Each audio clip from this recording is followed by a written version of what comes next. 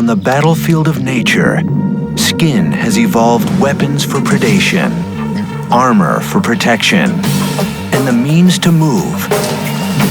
From fish to dinosaurs to us. This is the incredible untold story of the organ that makes it all possible: skin.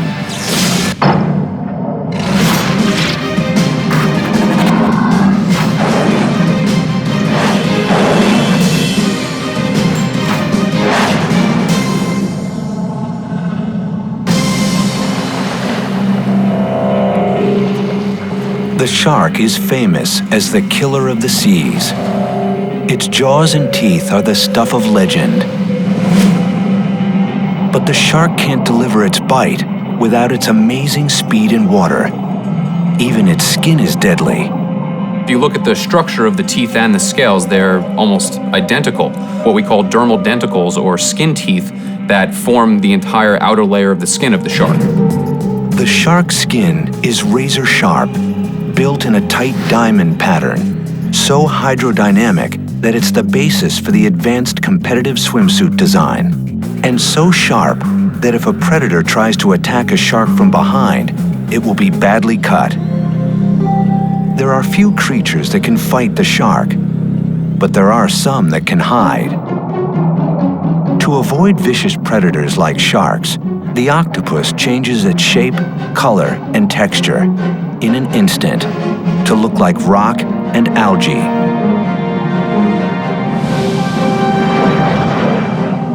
In this evolutionary arms race between predator and prey, you have this magnificent skin being evolved, and it's in response to the visual predators that are out there. Skin for predation.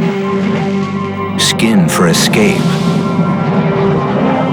Just two of the phenomenal abilities evolved by the massive organ that seems to be a simple barrier to the outside world.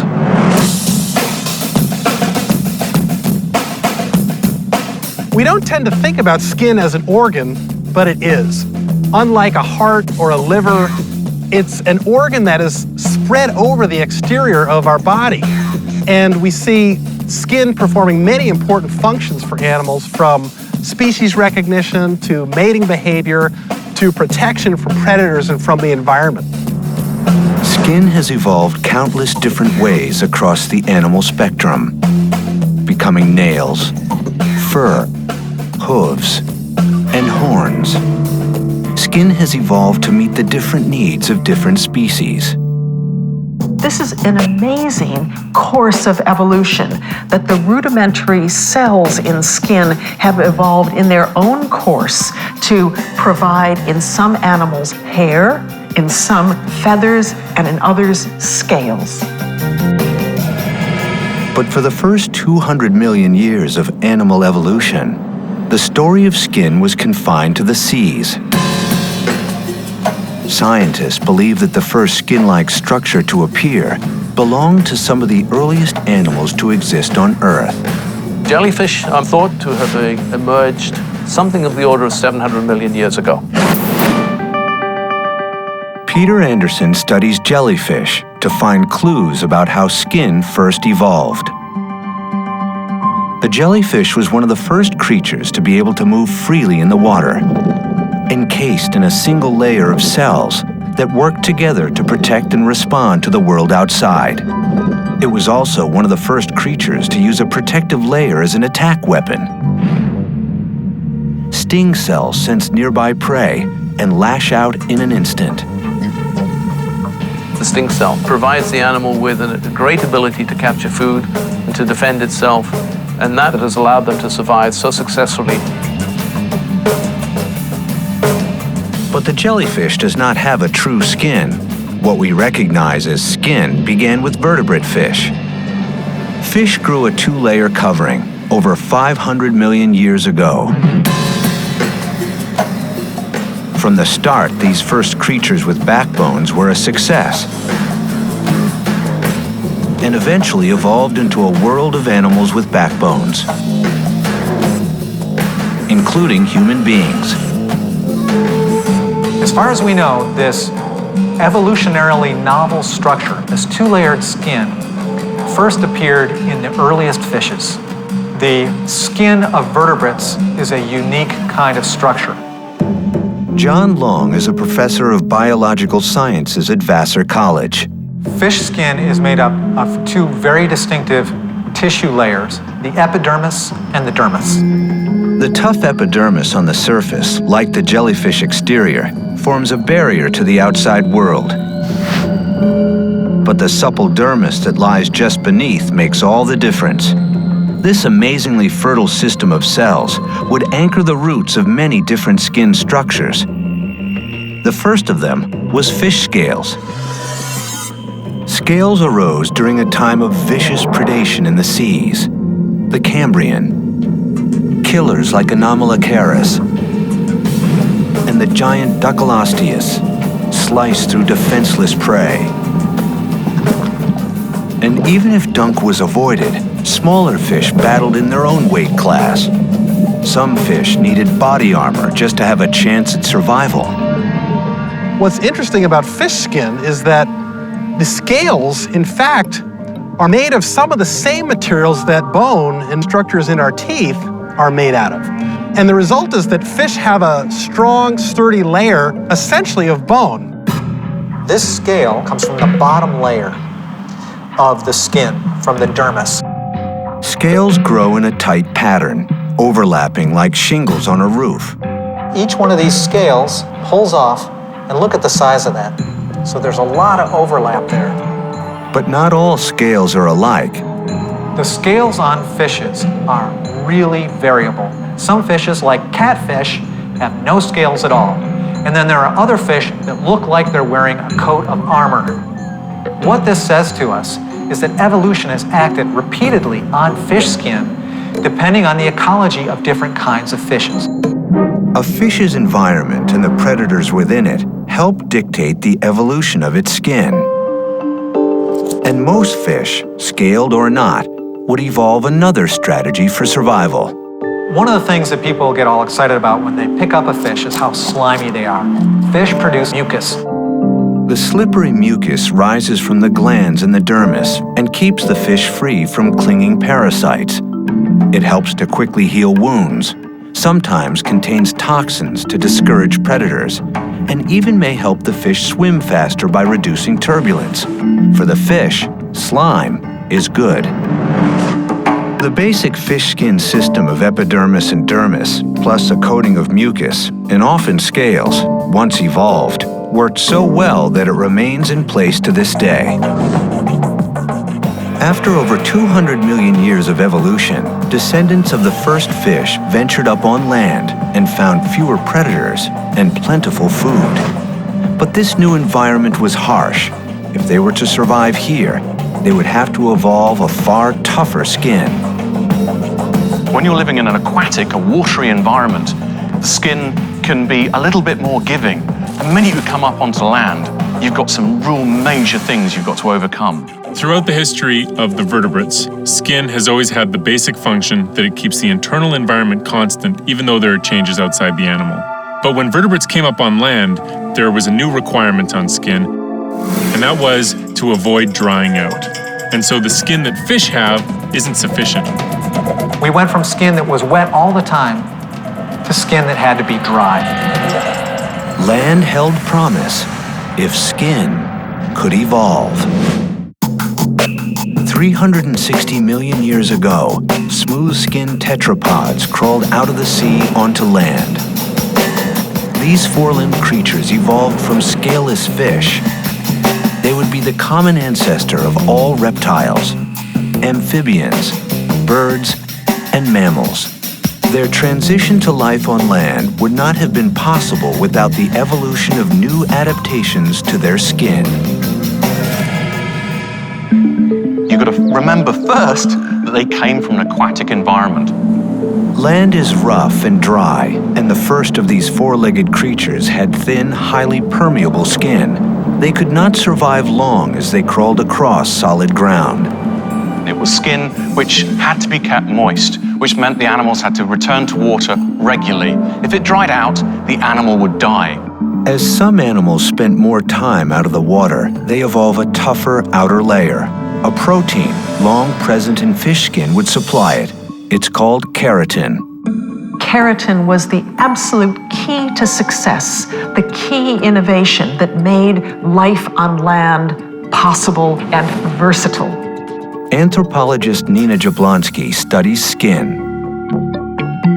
Keratin is one of these wonderful molecules in evolution that is used over and over and over again in different places. Our hair is made of keratin. Nails are made of keratin. The claws of other animals, including birds, are made of keratin. Keratin is found in the horn of the rhinoceros and in the hooves of hooved mammals. It's all over the place. Keratin grows in dense packs of cells, and it toughens the skin surface. Keratin is skin's moldable plastic. Depending on how it combines with other elements, it can appear in many forms. It can be soft, like plastic wrap, or hard, like plastic cups, but it always provides a durable barrier. This is the amazing thing about evolution, is that you can take a very basic kind of structure and tweak it a little bit here and tweak it a little bit there to have it serve different functions. Scientists think that keratin first appeared in the skin of amphibians in places where it was most needed, like the foot pads, where rubbing and abrasion were most likely to occur. When reptiles evolved, their keratin morphed further. Gradually, it spread across the entire reptile's skin, providing increased protection and better survival. Armed with hides full of keratin, the age of reptiles was on. Excellent. Physiological ecologist Bill Lutterschmidt studies reptile anatomy, specifically snakes, with Melissa Miller. Reptiles have evolutionarily changed their skin to be much more of a barrier to the environment. Reptiles evolve scales to help them cope with an abrasive terrain. Scales are really modified little appendages of skin. Fish scales, anchored in the dermis, were well suited to swimming. But on rough land, they would tear out. Amazingly, reptiles developed scales that anchored onto each other at the surface, connected as tightly as the pieces of a jigsaw puzzle. If we look at scales in a typical reptile, what we see is that the skin layers are just sort of folded into this funny, beautiful little pleat on the surface. And there's another benefit to this new scaly skin. It imparts tremendous mobility so that an animal that has scales can be extremely mobile as well as have very abrasion-resistant skin. And a mobile snake is a deadly snake that can also flee its enemies. But reptiles face another enemy on land, the blazing sun. Even a single crack in the tough keratin scales exposes the animal's cold-blooded interior to dry heat, evaporation, and death. In order for reptiles to leave a fully aquatic environment, they needed to have evolved a skin that was much less permeable to water. So what is the secret ingredient that keeps snake skin super tight? To find the answer, Melissa Miller focuses on two very similar and very poisonous snakes that have natural habitats close to one another, but yet adopt different lifestyles. The land-loving copperhead and the semi-aquatic cottonmouth. We feel that some of their differences in habitat selection may be tied to the physiology of their skin. When the cottonmouth ancestors went back into the water, they may have lost some of the adaptations in their skin. By comparing two different snake skins, Miller hopes to reveal the key ingredient that's allowed some reptiles to have watertight skin and enable them to live away from the water. Snakes famously shed their skin. The scales are so tightly interlocked that they allow no room for growth, and they break down from wear and tear. So, 4 to 8 times a month, a snake will loosen the worn-out layer at one end, often by rubbing against a rock, and crawl straight out of it, much like taking off a sock. Back in the lab, Lutterschmidt and Miller want to compare how waterproof the two snakeskin sheds are. In Melissa's experiments, she takes shed scans and looks at the amount of water that is lost through those sheds over time. The test is simple. They place the sheds over test tubes filled with water. After a week, the land-based copperhead skin keeps almost all the water in. The water-loving cottonmouth has lost most of his. The copperhead has a less permeable skin. As you can see, there's more water left in the sample. Their sheds have roughly equal amounts of skin-tight keratin. So what is it that makes the copperhead so waterproof? It is a liquid fat called a lipid. These lipids are extremely important because they provide sort of natural water resistance, water repellence. Lipids are a key component in skin's evolution. In reptiles, it seals any cracks between scales, forming a sun-proof seal. These animals would then dare venture freely over land without fear of drying out. It gave them the tenacity to push further inland and dominate the earth.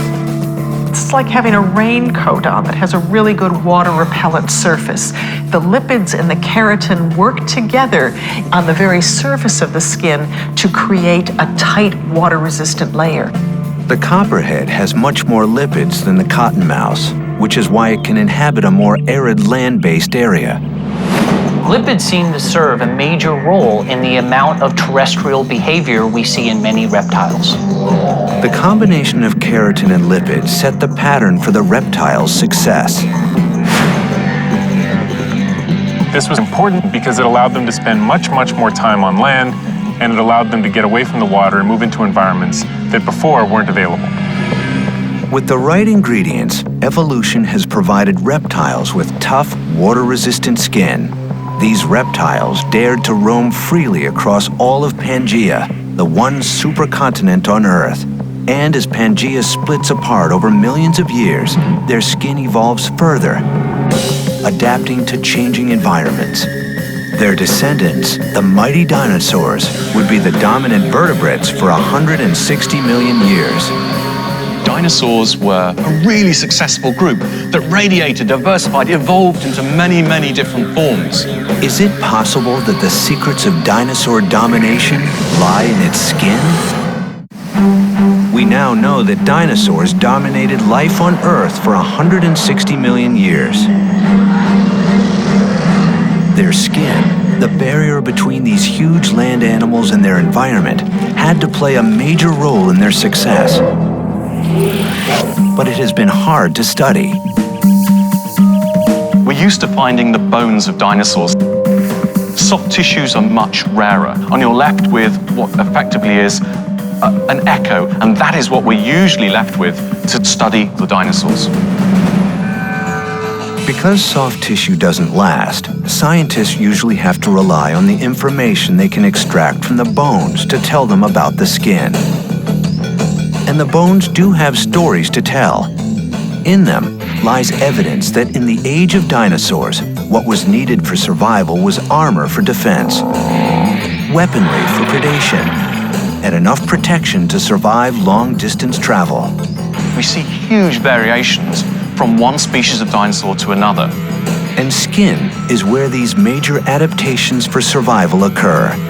Stegosaurus was a plant-eating dinosaur, and we know that from the very small teeth that it had.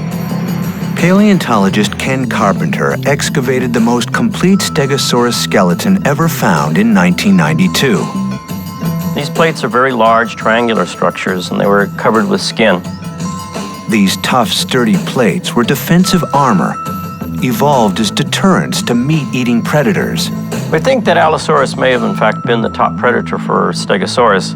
We know that because of the evidence that we find of tooth marks on Stegosaurus bones. We also have evidence that Stegosaurus did defend itself against the Allosaurus because we have Allosaurus bones that show punctures from the spike of the Stegosaurus.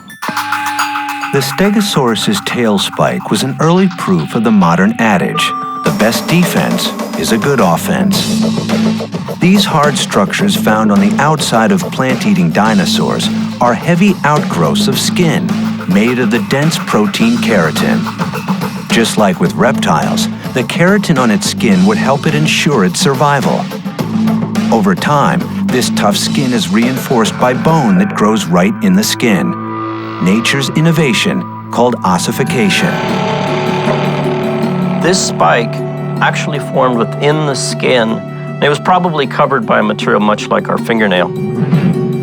Ossification can still be seen today in the tough skin of alligators and crocodiles, some of the closest living relatives of the dinosaurs. Something like an old crocodile has bony plates, way over a centimeter thick, covering most of its body. And these plates, in turn, are covered with protective keratin, so they are really tough customers.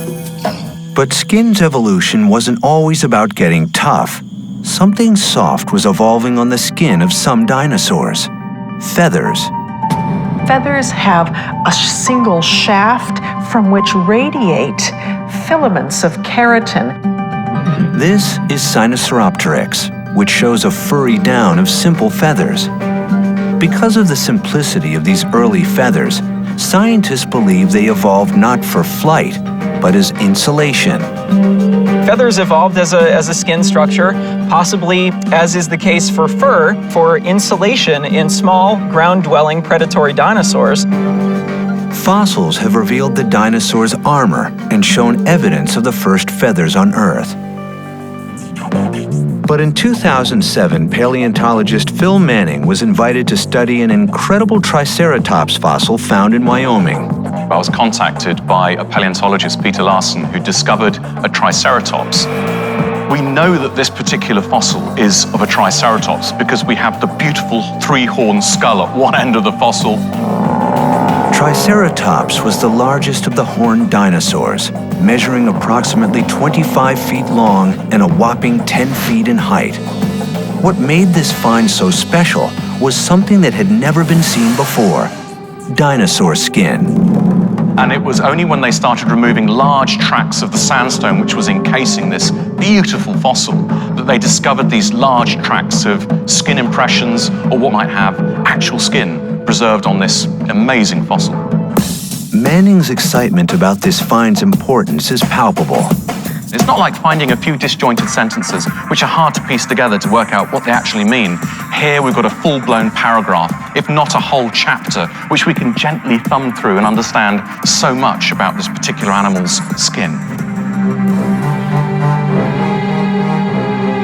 Powering up the electron microscope, Manning is about to take his first step toward cracking the skin sample's code.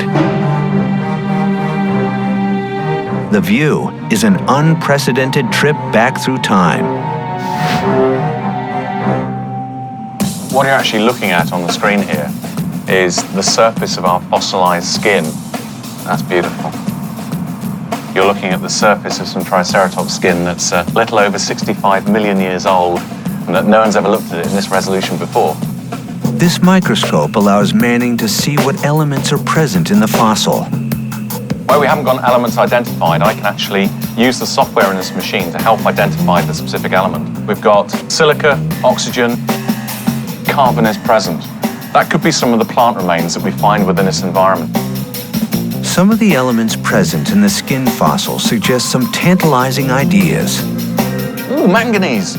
I like manganese. Manganese is important. Elevated manganese levels may indicate that the skin was fossilized in colder than expected conditions.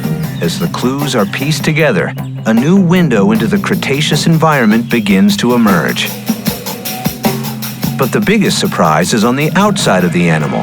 They discover an enormous variety in the size, shape, and texture of the scales on the skin. They're not small scales. These are quite robust, tough-looking scales.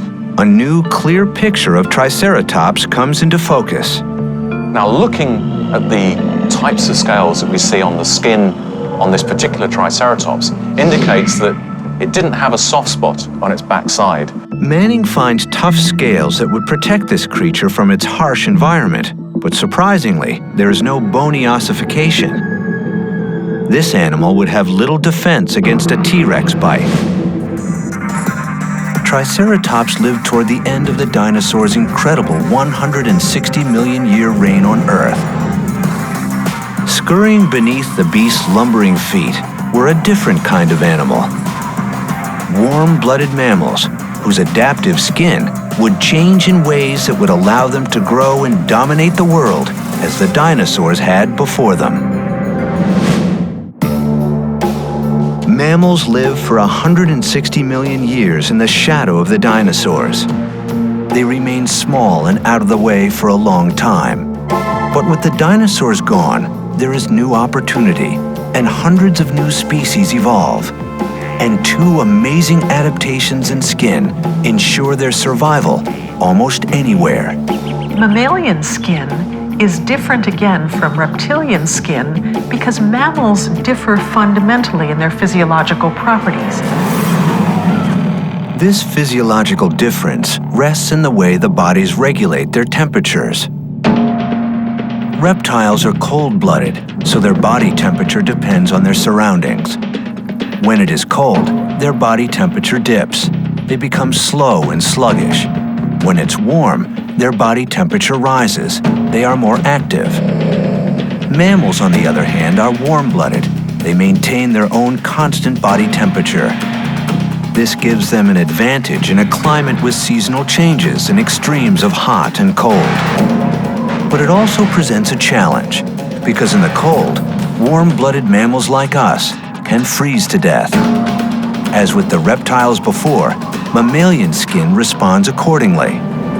The skin of mammals has evolved over several million years to have certain properties, including marvelous outgrowths called hairs that protect the surface of the mammal and provide tremendous amounts of insulation.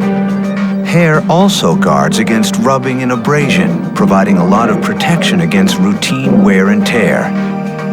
So as an animal's running through the forest or rolling on the grass or on the ground, it is completely protected. The ancestors of mammals, sprawling reptilian creatures called synapsids, probably already had evolved hair.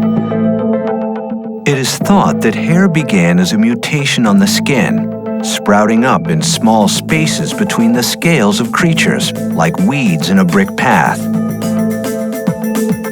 A close-up look at a contemporary human hair reveals that while hair appears smooth, it's actually scaly, just like a reptile scale. It's why our hair can tease up and be tangled into a mess, and why it lies flat when combed in line with the scale's bias. Hair is formed in the lower dermal layer of skin and can easily regenerate. Mammals evolved a unique kind of skin, one that boosted its chances of survival. They now have a head start in exploring new terrains because their insulation enables them to travel long distances and adapt to different climates. But it's not just about staying warm. In some climates, it's about keeping cool. The elephant's tough skin and large barrel-shaped body retains a lot of heat. In the course of evolution, the ancestors of elephants living in tropical environments really had to face the challenge of how to keep cool. The elephant's skin evolved to enable a process that works just like a car's engine cooling system to beat the heat. Elephant ears, like two living car radiators, are built thin, stretched over cartilage packed full of blood vessels. And just like coolant arriving hot from the engine, hot blood circulates from the elephant's body into its ears, where it is cooled by its proximity to the open air. Ear flapping kicks up a breeze and boosts the cooling effect like a radiator's fan. And the elephant's blood, cooled by up to 10 degrees, is kept from overheating in the blistering sun. Frequent baths of water and mud help too. With heating and cooling systems in place, mammals are able to spread out over all 7 continents. But this isn't the only secret to the mammal's success. Skin in females goes through another remarkable transformation. Without skin, we wouldn't have had mammary glands. Female mammals develop the ability to lactate, passing nutrition to their young through skin. Hey, buddy. Biologist Catherine Hind studies lactation and its role in survival and behavior in a managed population of rhesus macaques on Cayo Santiago Island in Puerto Rico. Rhesus macaques, like the ones on Cayo Santiago, typically nurse from 6 months up to about a year. Mother's milk, delivered through the mammary gland, greatly improves the chances of a baby's survival by providing nutrients and antibodies that protect against diseases. The evolutionary roots of breastfeeding go back over 300 million years to the time of the strange reptilian creatures called synapsids, ancestors of mammals, and us, who laid eggs rather than carried their young. Synapsids, 310 million years ago, evolved a mechanism for expressing fluids through their sweat glands that kept eggs moist. Over subsequent millennia, the fluid that simply dripped from the skin like sweat grew richer and richer in nutrients. Today, there are only 3 species of egg-laying mammals called monotremes. The best known is the platypus, which, like the synapsids, lactates through pores in the skin. The skin has turned sweat into food. The fact that modified sweat glands turn out to be milk-producing glands that actually feed mammalian young. This is a superb example of evolution. In another lineage of mammals, mammals' milk grew richer, the delivery system more elaborate, until the familiar and successful combination of nutritious milk, breasts, and nipples was in place in almost every female mammal.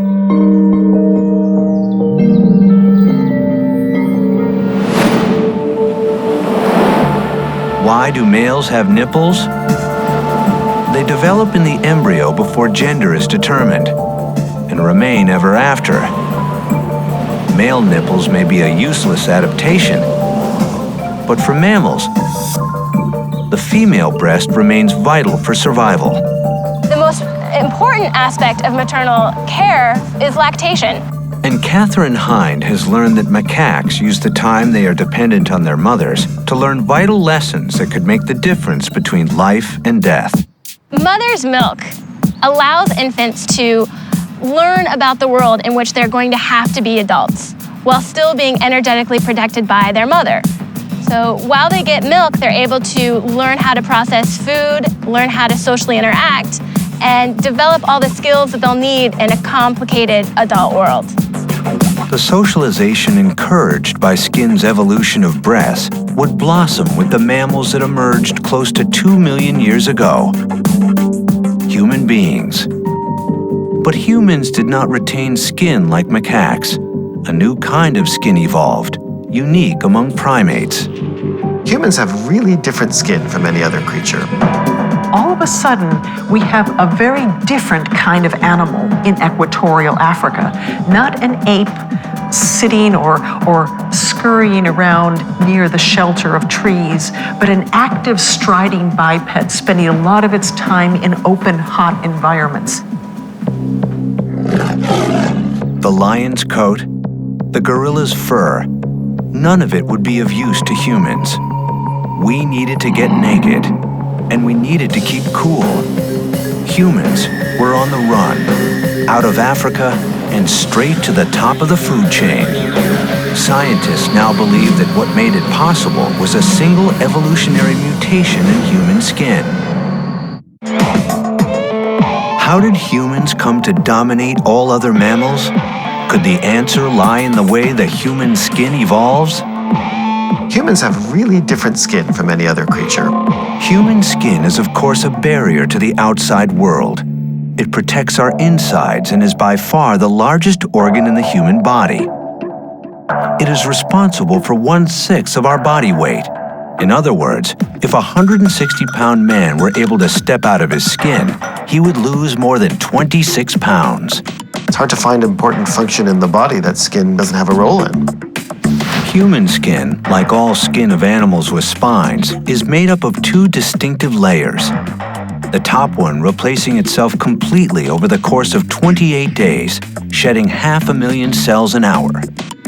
This churning mix of dead and live cells seals out water, dust, and germs. It is a very, very specialized, unusual organ that is simple but deceptively complex. Dan Lieberman is a professor of biological anthropology at Harvard University. I study the evolution of the human body. I'm interested in why the body looks the way it does and how it got to be that way. Humans are most closely related to chimpanzees, and we know that the human and the chimpanzee lineages diverged sometime around 6 to 7 million years ago. The last common ancestors to chimps and humans, hominids, lived in the tropical climates of Africa. They looked like chimpanzees, walking on all fours and covered in hair. Sometime around 6 million years ago, hominids got up on 2 feet and became bipedal. And for millions of years, the earliest hominids were sort of bipedal chimps in a way. Being able to stand upright and walk is only part of the human evolution story. As humans begin spreading out across continents, something else proves to be critical in the quest for domination: the ability to run. The human lineage became more active, and they increased in stature and their levels of activity. Different physiological needs became apparent. But what enables humans to be able to run in the first place? The answer lies with skin.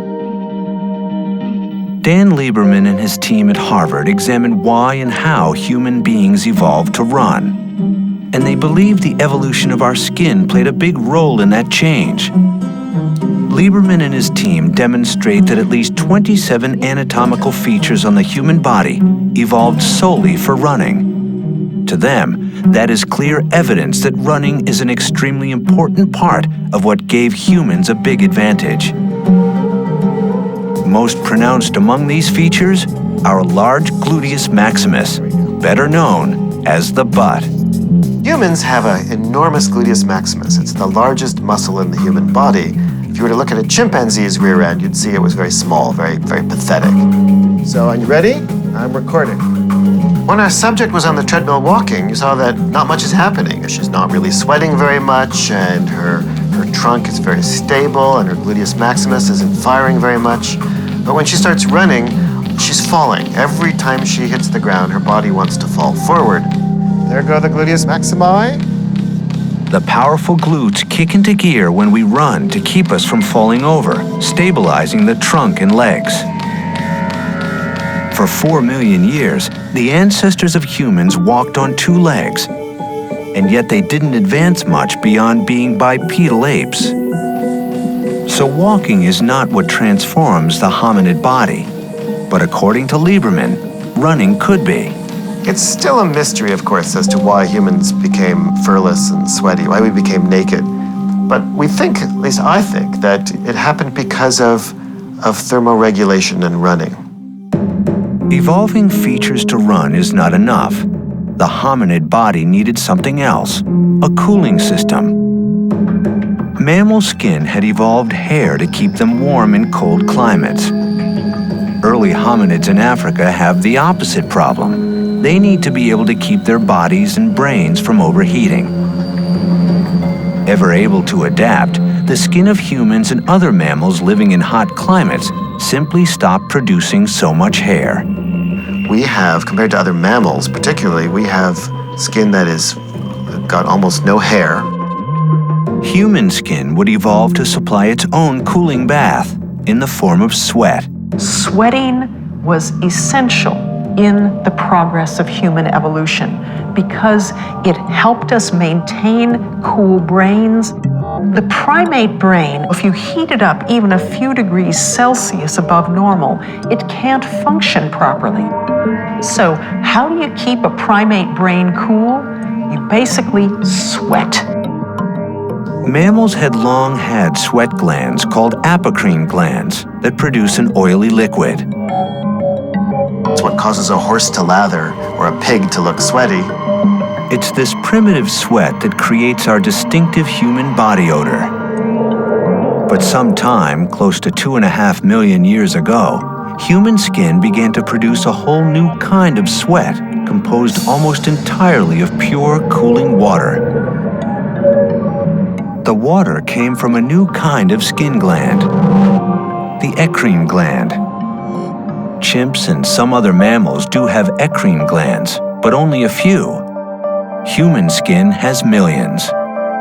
Lieberman thinks this stunning explosion of cooling sweat glands in humans made them better hunters. My bet is that what happened is that the hominids at some point started being more furless and started sweating, and then that enabled early hominids to hunt and run down animals. How did running and sweating give the human hunter such an advantage? We need to think of the differences between panting and sweating. An animal cools down by panting, whereby it breathes shallowly over its tongue, which is filled with blood vessels. The blood gets cooled and sent back into the head and body of the animal. Compared to sweating, it is highly inefficient. So that means that in the middle of the day, they tend to seek the shade, particularly in hot places like Africa. They can also only pant while trotting, which means that an animal cannot cool down when it is galloping. So if a human hunter 2 million years ago can make an animal run at a gallop, within 10 to 15 minutes, that animal will go into hyperthermia. It can't pant, and because it can't sweat, it gets too hot, and that will eventually kill the animal.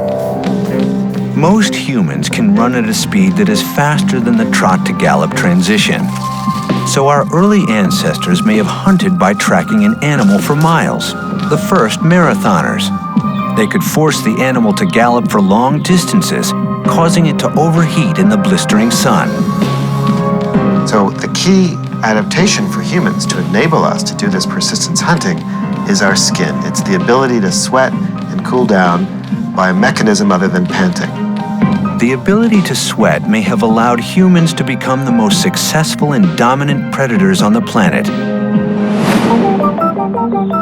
Now free to spread across the world, humans found once again their skin adapting to changing conditions. Human skin doesn't come in just one color. It comes in a whole spectrum of colors, from the very darkest near ebony color to the very lightest near ivory color. This beautiful sepia rainbow of colors evolved as a product of natural selection. Humans are remarkable because they have a wide variety of skin colors. Peoples that live in very sun-rich environments tend to have a lot of melanin in their skin because melanin helps protect from damage by the sun. By contrast, peoples that live in very sun-poor environments tend to have very little melanin, with the result that they have fairly light skin. It's controversial how much of human skin is adaptive versus how much is simply serendipitous as a result of chance. Today, the environment is changing at a rapid rate, as it has done many times before. Animals all over the world, including us, will have to adapt or die. No one knows whether skin will be up to the challenge one more time. Right now, animals living on the surface of the Earth are undergoing unprecedented environmental challenges, not only from global warming, but also because of a slow erosion of the ozone layer. Some animals can't even tolerate where they live, and they have to move to cooler places. So there is evolution of the skin occurring in these lineages that are being subjected to new evolutionary forces. But we don't know exactly what course this evolution will take. Evolution happens over time, and any adaptive changes to skin may not emerge for hundreds or thousands of years. But if 400 million years of success is any guide, the organ we call skin will evolve.